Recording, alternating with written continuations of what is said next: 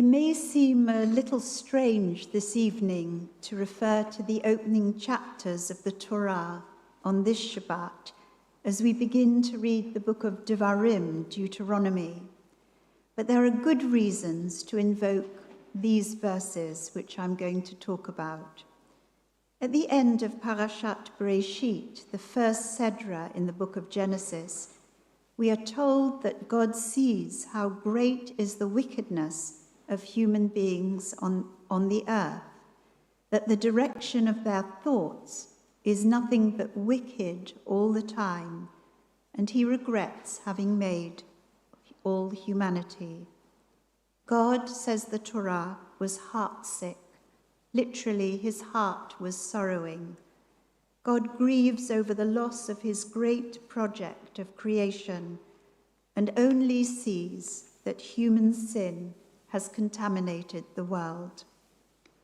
Far from exhorting humanity to turn back from their evil ways or showing any understanding of the complexity of Homo sapiens, its nobility and goodness, as well as its appetites of jealousy, greed, and violence, God's first response is to regret his endeavor and to eradicate all creatures from the face of the earth. Only one man and his family are to be saved, Noah, the son of Lamech, so named by his father, because, as he says, this one shall console us, Yenachamenu, for our work, for the hard labor of our hands, and for the earth that the Eternal One has condemned, and punning on the Hebrew word for to comfort, lenachem.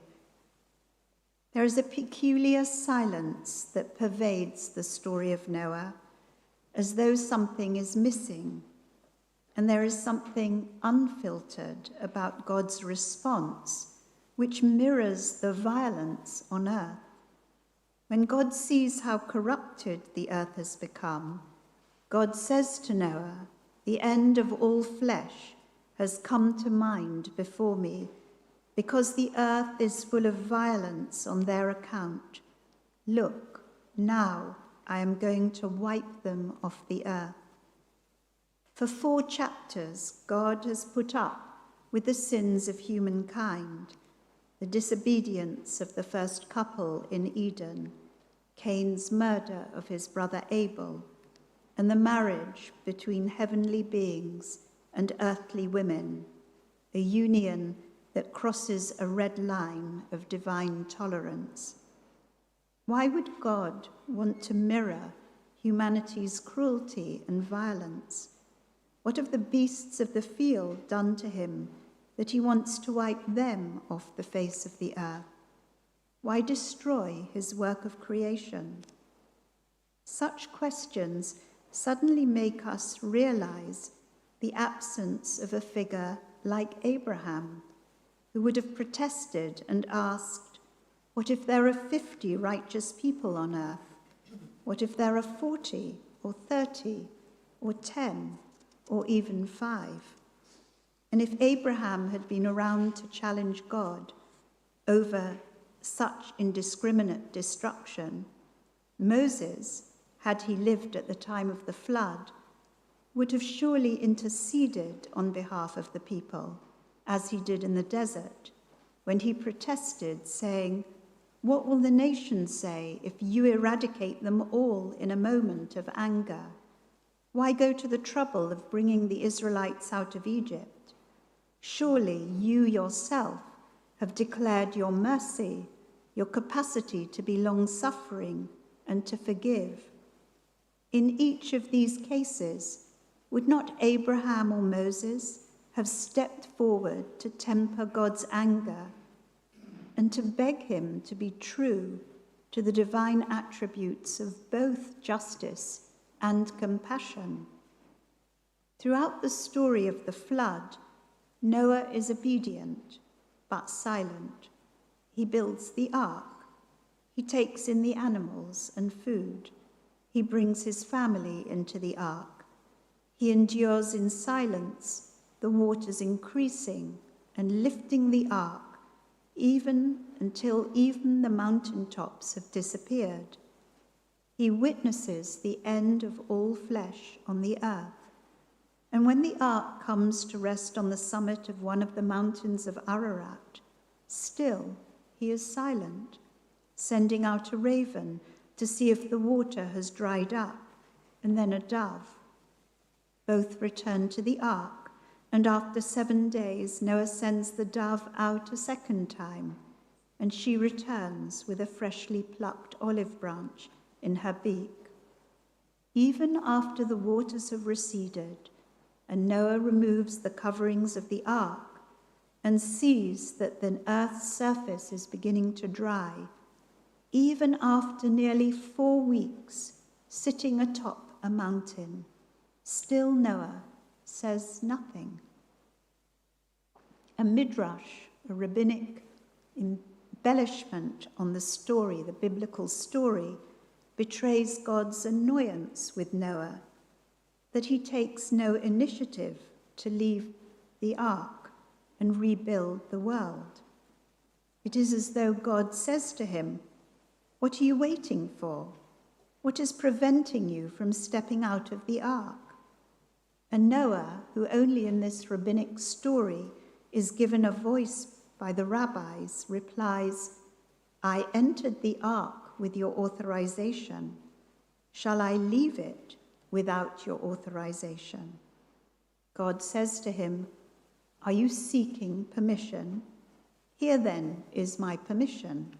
Go out of the ark." And the midrash continues, Rabbi Judah bar Ilai said, "If I had been there, I should have broken the ark to get myself out of there." The midrash, says Rabbi Jonathan Sachs, is quite unmistakable in its note of exasperation. When it comes to rebuilding a shattered world, you do not wait for permission. An Abraham or a Moses would have broken the ark to get themselves out into the world, to have challenged God with the words, "Shall not the judge of all the world do justly?" But perhaps the Midrash and Rabbi Sachs are both a little harsh on Noah. After all, Abraham is challenging God over the destruction of 2 cities of Sodom and Gomorrah. Moses intercedes on behalf of the Israelite people. Had he protested, Noah would be standing up for the whole world, the whole of creation, a task that would undoubtedly have been overwhelming, if not impossible. Noah stands as a silent witness to suffering, but not as a bystander. He is not forgotten. The memory of Noah and the flood is lodged in God's memory in verses from Deutero-Isaiah, which we will read in a few weeks' time. "For this is to me, says God, like the waters of Noah. As I swore that the waters of Noah never more would flood the earth, so I swear that I will not be angry with you or rebuke you." God recalls the covenant he made with Noah after Noah had stepped out of the ark, a covenant that was symbolized by the appearance of the rainbow in the sky. At a time when so many of us are asking ourselves, what can we say? What can we do to change the world? What influence can we have to help the world see that Jewish values are not based on victory at some high place, nor on might or Jewish tribalism or exceptionalism?